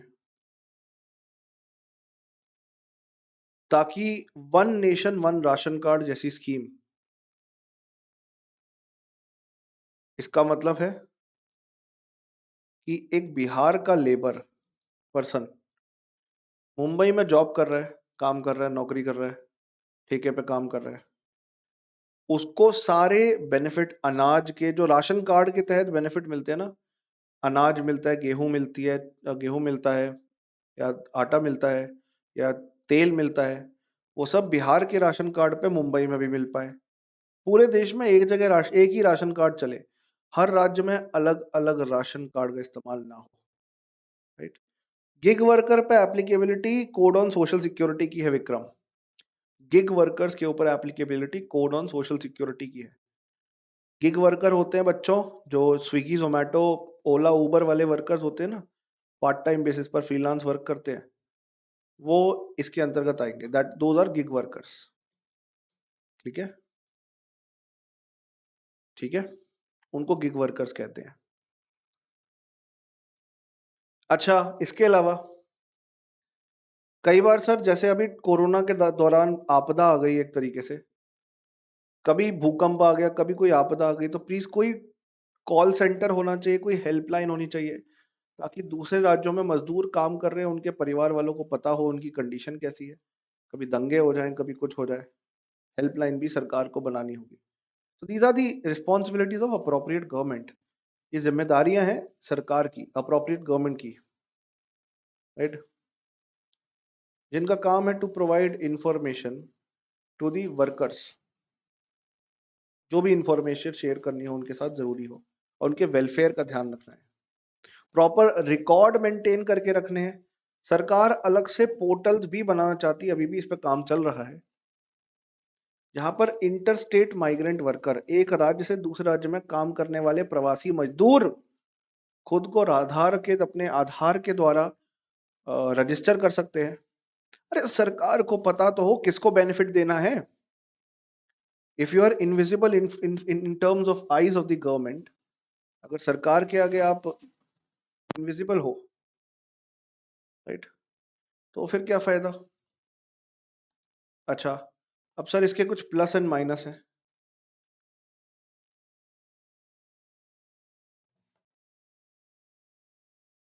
इस कोड के कुछ प्रोज हैं और कॉन्स हैं।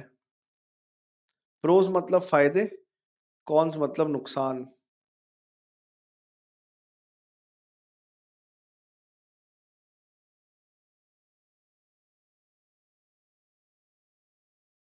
राइट।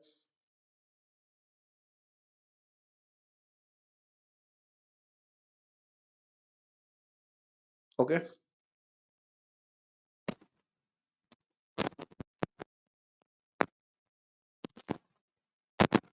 प्रोज,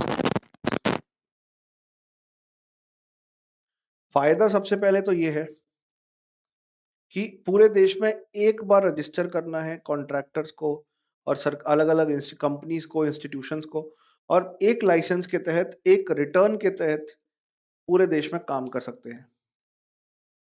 कम लॉ होंगे, आसानी से फॉलो भी किया जा सकेगा इन लॉस को, लोगों से, ऑर्गेनाइजेशन से इन प्रोविजंस को कंप्लाई भी करवाया जा सकता है, इन प्रावधानों को फॉलो भी करवाया जा सकता है, इन प्रोविजंस को कंप्लाई भी करवाना आसान होगा।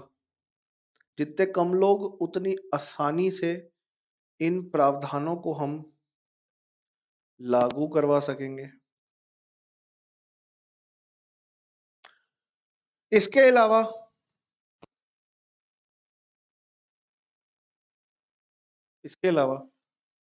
आपको देखने मिलेगा, इसके अलावा आपको देखने मिलेगा कि सारे लाइसेंसेस 5 साल तक चलेंगे, 5-5 साल में रिन्यू करवाते रहोगे। तो ऑर्गेनाइजेशंस कुछ गलत तो नहीं कर रही, उस पर भी ख्याल रखा जा सकता है। अच्छा, एम्प्लॉयर्स को इसका फायदा यह है, अलग अलग कानून, अलग अलग प्रावधानों के चक्कर नहीं काटने पड़ेंगे। ऑनलाइन सब कुछ हो जाएगा। इंस्पेक्शन के लिए कोई इंस्पेक्टर आपके फैक्ट्री में नहीं आएगा, ऑनलाइन इंस्पेक्शन होगा। तो बहुत आसानी से, बहुत स्मूथली पूरी प्रोसेस हो जाएगी, बहुत स्मूथली पूरी प्रोसेस हो जाएगी। So in this manner it is pro employer, क्योंकि कॉस्ट ऑफ कंप्लायंस, एक एम्प्लॉयर, एक ऐसा व्यक्ति है जिसका बिजनेस चल रहा है, वो अपने बिजनेस पे ज्यादा ध्यान दे पाएगा, उसको अनुपालन, हर प्रावधान के अनुपालन में इतना ज्यादा समय नहीं जाया करना पड़ेगा। एक लाइसेंस लेना है, एक रजिस्टर करना है, हो गया काम। और सबसे बड़ी दिक्कत आती थी जिसको, इकोनॉमिक सर्वे तो आप सबको पता होगा ना बच्चों, इतने समय से तैयारी कर रहे हो यूपीएससी ईपीएफओ की, पता तो चल ही गया होगा इकोनॉमिक सर्वे क्या होता है। इकोनॉमिक सर्वे ने चक्रव्यूह चैलेंज कहा था, चक्रव्यूह चैलेंज, चक्रव्यूह चैलेंज, राइट, चक्रव्यूह चैलेंज,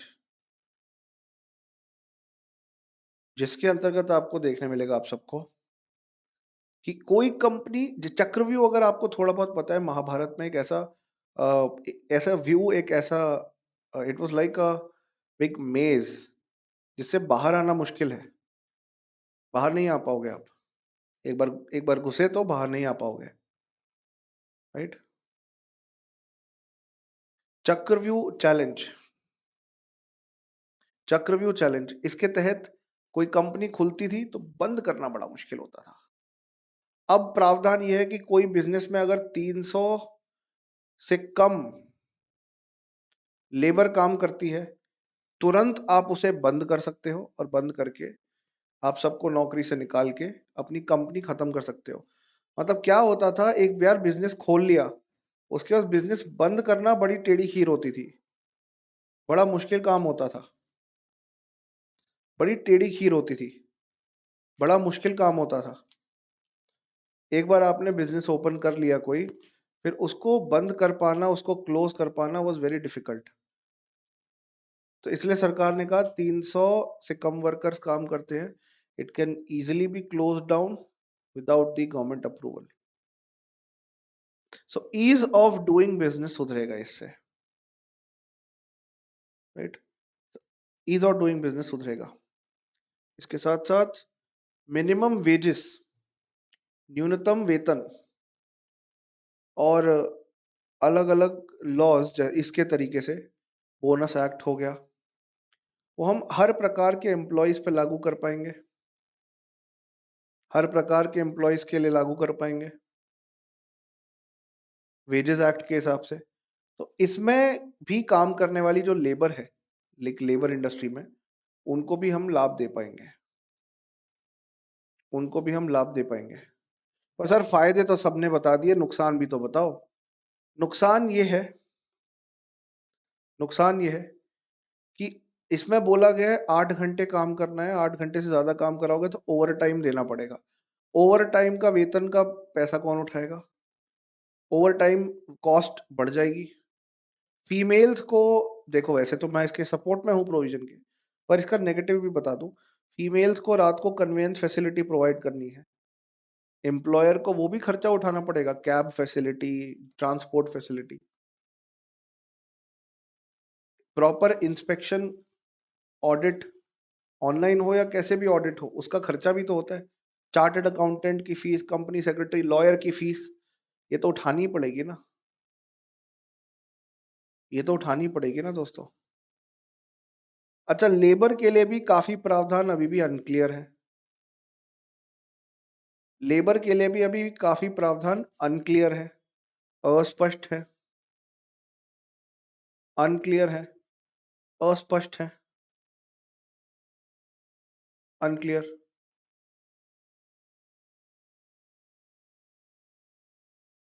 अनक्लियर है, अस्पष्ट है। So this is the overall impact, that because the provisions are unclear, unchecked, इससे कॉस्ट इंक्रीज हो जाएगी, product cost, factor cost, absolutely factor cost increase हो जाएगी, जिस वजह से एम्प्लॉयर के अंदर काम करने वाले लोगों को उठाने का खर्चा उसका बढ़ जाएगा, और एम्प्लॉयर शायद लोगों को जॉब पे, कम लोगों को जॉब पे रखे, जॉब्स बढ़ने के बजाय घट जाएंगी। एक नेगेटिव इम्पैक्ट ये हो सकता है, क्योंकि कहीं ना कहीं वो कॉस्ट कटिंग करेगा, कहीं ना कहीं उसको अपनी जेब हल्की रखनी है, उसको पैसा बचाना है, इसलिए इसलिए उसको तो अपनी जेब देखनी है ना, इसलिए।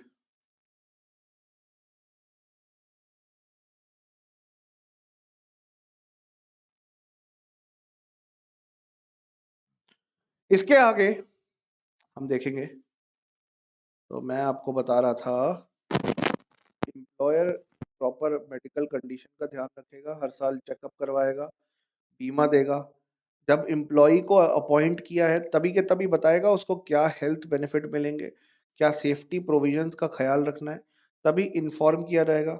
एम्प्लॉय को बताया जाएगा कि भाई तू ऐसी गलती करेगा तो तेरी डेथ भी हो सकती है। तो ज्यादा ज्यादा आपको अपने एम्प्लॉयमेंट के एरिया के अंदर विदाउट फॉलोइंग प्रॉपर प्रोटोकॉल्स, बिना प्रावधानों को माने, सेफ्टी रेगुलेशंस के बिना माने कोई हरकत नहीं करनी, वरना फिर टू टू टू टू टू टू टू टू टू टू टू टू टू टू टू टू, यू नो व्हाट। जिसको नहीं पता मैं क्या कहना चाह रहा हूँ, इंटरनेट बहुत बढ़िया चीज है, बहुत मनोरंजन करती है, बता रहे हैं हम तुम्हें। पिछला 3 महीना तो यही निकल गया सोचने में कि विनोद कौन है। बहुत मनोरंजन होता है इंटरनेट पे, हम बता रहे हैं तुम्हें। तो मुद्दे की बात यह है, if employee does not follow the condition which has been prescribe by the employer, एक एम्प्लॉयर ने कुछ कंडीशन सेट करी है एम्प्लॉय के लिए, एम्प्लॉय फॉलो नहीं करते, एम्प्लॉयर ने एम्प्लॉय को बोला भाई मास्क वास्क पहना कर, गैस है लंग्स में चली जाएगी, प्रॉपर जो गाड़ी होती है प्रॉपर चलाओ, बस है या कोई भी है, एक्सीडेंट हुआ तो जान भी जा सकती है, बिजली के तार मत छुओ, प्रॉपर कंडीशंस बताई जाती है हर एम्प्लॉयर के द्वारा एम्प्लॉय को। प्रॉपर ग्लव्स पहनो, हाथ क्लीन करो, शूज पहनो, खाना मत खाओ जहां तुम काम करते हो, गैस हो सकती है, राइट, इलेक्ट्रॉनिक्स मत निकालो बाहर।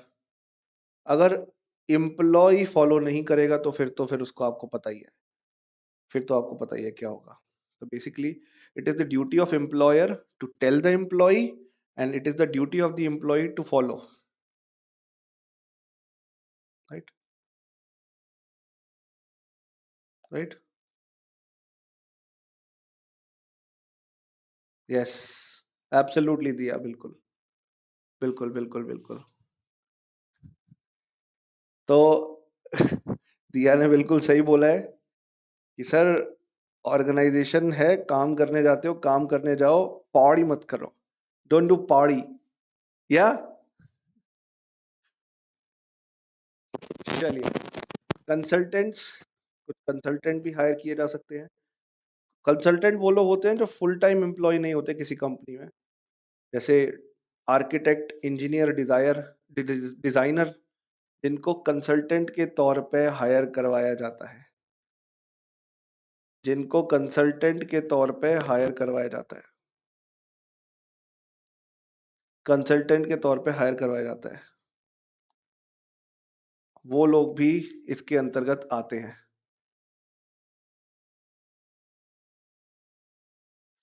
चलिए, rights and duties of employees. एम्प्लॉय को मैंने बताया प्रॉपर अपनी हेल्थ का, सेफ्टी स्टैंडर्ड्स का, प्रावधानों का। नो स्मोकिंग लिखा है, वहीं पे खड़े होके भाई बीड़ी फूक रहा है, क्या होगा उसका? तो प्लीज प्रोविजंस फॉलो करने जरूरी है। Employees have certain rights, including the right to obtain information on health and safety from the employer. सारी जानकारी एम्प्लॉयर को प्रोवाइड करनी होगी। 8 घंटे से ज्यादा वर्किंग आवर्स नहीं हो सकते, ये पुराने प्रोविजंस हैं। 8 घंटे से ज्यादा, 6 दिन से ज्यादा काम नहीं करवाया जा सकता एक हफ्ते में, और कम से कम एक दिन छुट्टी हर 20 दिन आपने अगर काम किया है उसके हिसाब से। साल में 360 दिन होते हैं, हर 20 दिन काम करने पे एक दिन छुट्टी मिलेगी, तो 20 × 18 करना कितना होता है? 360। तो साल में 18 छुट्टी तो मिनिमम मिलनी ही चाहिए। साल में 18 छुट्टी, राइट, मिलनी चाहिए। 18 leaves in a year, right,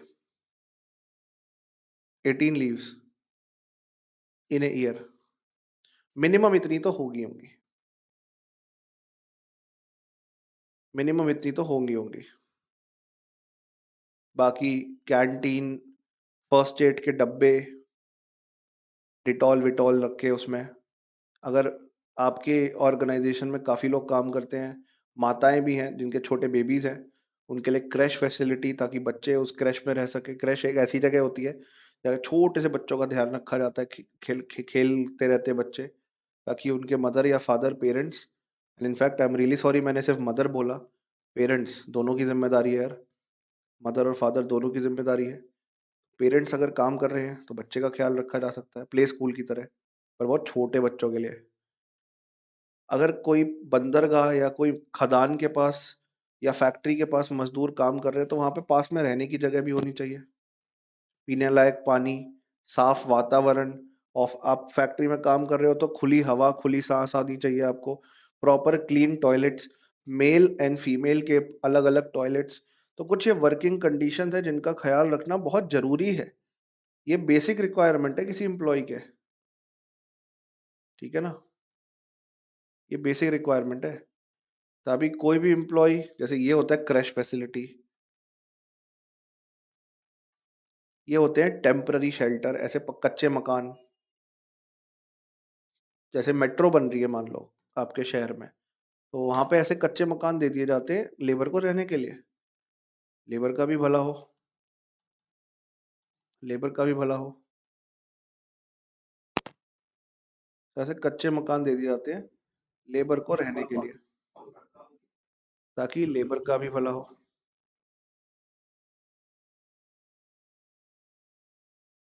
okay, so safety, annual checkup, annual health checkup. जब अपॉइंटमेंट लेटर दिया जा रहा है एम्प्लॉय को, तभी आपको सारी जानकारी देनी है। और डेथ और इंजरी हो गई तो उस केस के अंतर्गत, डेथ या इंजरी हो गई तो उस केस के अंतर्गत आपको देखने मिलेगा एम्प्लॉय को कॉम्पेंसेशन, मुआवजा भी बकायदा देना जरूरी है, जिसमें इंस्पेक्टर्स, और इंस्पेक्टर्स की जगह वेलफेयर ऑफिसर्स कहलाए जाएंगे। वेलफेयर ऑफिसर ख्याल रखेंगे, वेलफेयर ऑफिसर्स ख्याल रखेंगे एम्प्लॉय का और एम्प्लॉय रिलेटेड गतिविधियों का, एम्प्लॉय से संबंधित गतिविधियों का, राइट। इसके आगे inspector cum facilitators, advisory board, safety committee, सब अपनी अपनी जगह पे हैं। मेरे को तो नहीं लगता इन पे कोई सवाल बनेगा, फिर भी मैं आपके सामने रख रहा हूँ, इसको आप देख सकते हैं। इंस्पेक्टर्स को फैसिलिटेटर का है। इंस्पेक्टर सब शब्द सुन के थोड़ा लगता है ना स्ट्रिक्ट सा काम है, इंस्पेक्टर है क्या इंस्पेक्ट करने आ रहा है, तब उसे इंस्पेक्टर नहीं फैसिलिटेटर कहा जा रहा है। अब उसे इंस्पेक्टर नहीं फैसिलिटेटर कहा जा रहा है, ताकि एक अच्छा लगता है सुन के कि फैसिलिटेटर मदद करने आ रहा है। इंस्पेक्टर का सुन के ऐसा लगता है कि भाई उठा के जेल में डाल देगा। इसलिए एक बेहतर शब्द इस्तेमाल किया जा रहा है, एक बेहतर शब्द का इस्तेमाल किया जा रहा है।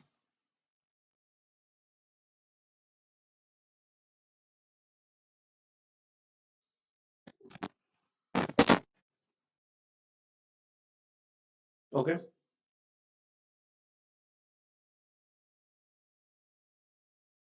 इसके अलावा आपको देखने मिलेगा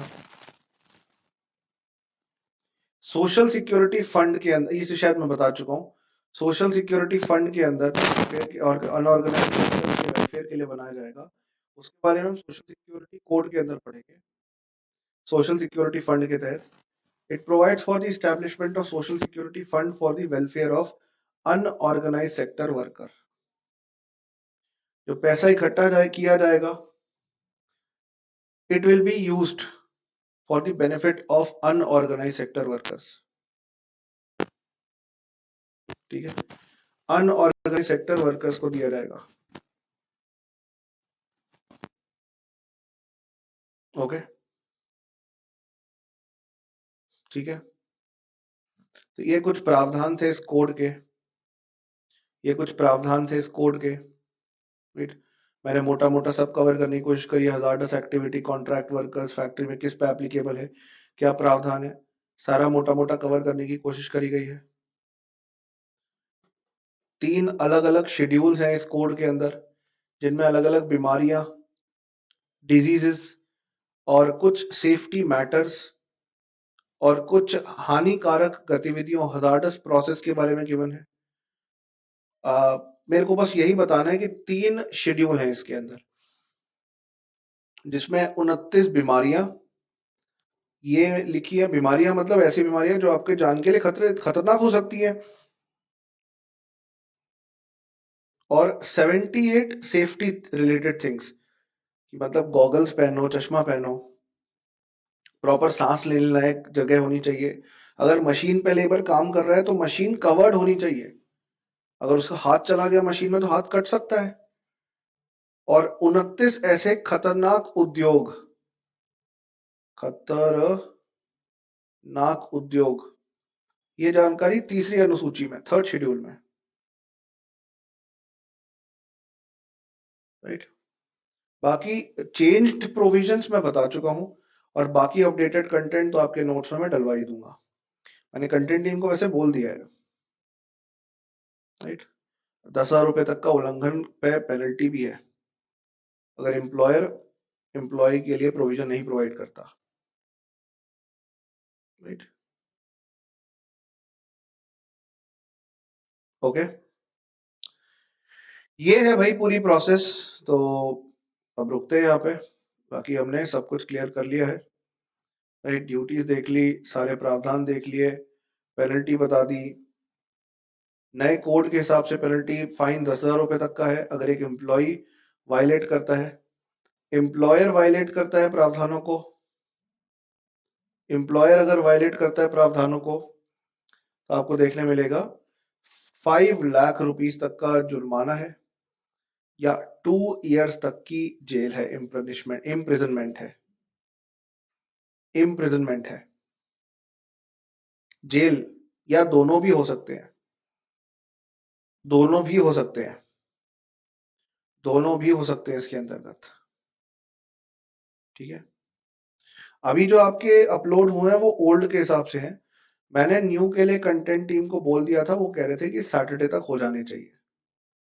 2019 के कोड के हिसाब से हैं, और 2020 के सारे कोड के बदलाव तो मैंने क्लास में भी बता दिया आपको, सारे कोड के बदलाव बता भी दिए मैंने, कोई दिक्कत नहीं होनी चाहिए। ऑक्यूपेशनल सेफ्टी कोड के हिसाब से कोड ऑन सोशल सिक्योरिटी हमारा बचता है, वो फिर हम अब अलग क्लास में करते हैं, अलग सेशन में करते हैं। वो हम तभी करते हैं जब आपके नोट्स पूरी तरह अपडेटेड आ जाएंगे, तो वो ज्यादा बेहतर होगा, वो ज्यादा बेहतर होगा। राइट, वो ज्यादा बेहतर होगा। चलिए, रुकते हैं यहाँ पे अब। Thank you, thank you all for being part of this class guys. Good night आप सबको, good night to all of you. Good night, everyone. Thank you for being part of this session. Right? Goodbye. Good luck. Take care and Jai Hind to all of you. We'll see each other very soon in another class to come. Good luck. Question कैसे frame होंगे यार? देखो, पता है कोई precedence नहीं है मनन। कोई प्रेसिडेंस हमारे पास 2017 का पेपर है, तो ऐसे इस पे क्वेश्चंस कैसे होने चाहिए वी डू नॉट नो। मैं इसलिए पूरे प्रोविजंस बताता हूँ और बताता हूँ कि मुझे क्या लग रहा है, हंच क्या हो रहा है कि इस पे क्वेश्चन बन सकता है, ताकि क्लैरिटी रहे आप सबको। अंडरस्टैंड? अंडरस्टैंड? इसीलिए क्वेश्चंस किस टाइप के फॉर्म हो सकते हैं, what type of questions can be asked. I cannot tell you exactly, but I have seen UPSC papers, especially polity paper, polity economics के मुझे पता है क्वेश्चन कैसे पूछे जाते हैं। फैक्ट्स और कॉन्सेप्ट का ब्लेंड होगा। पेनल्टी सीधा नहीं पूछेंगे, पूछेंगे कि इसमें पेनल्टी इंपोज की जाती है विद जेल टर्म, बिल्कुल। ये नहीं पूछेंगे 5 लाख रुपए का फाइन है, 2 साल का जेल है, क्या है, ये सब नहीं पूछा जाएगा। बहुत कॉन्सेप्ट ओरिएंटेड क्वेश्चन भी आ सकता है, और आने को तो बहुत फैक्ट ओरिएंटेड भी आ सकता है। अभी सीडीएस का पेपर हुआ है, उसमें पूछ लिया शॉन कॉनरी कौन था। अरे वो जेम्स बॉन्ड की मूवी में जेम्स बॉन्ड बनता था यार। ऐसा सवाल यूपीएससी पूछने लगेगा तो क्या होगा? तो सीडीएस का पेपर वो ये सोचते हैं कि थोड़ा लो लेवल का है, तो उसमें हल्के सवाल पूछ लो। राइट? हल्के सवाल पूछ लो। तो इसीलिए मैं जो आपको बताना चाह रहा हूं, मुद्दे की बात यह है कि questions can be either from the concept or can be a factual thing also. ये बात है। चलो जी, थैंक यू। चंगा उड़, रब रखा। Thank you, good luck. जय हिंद। Bye bye.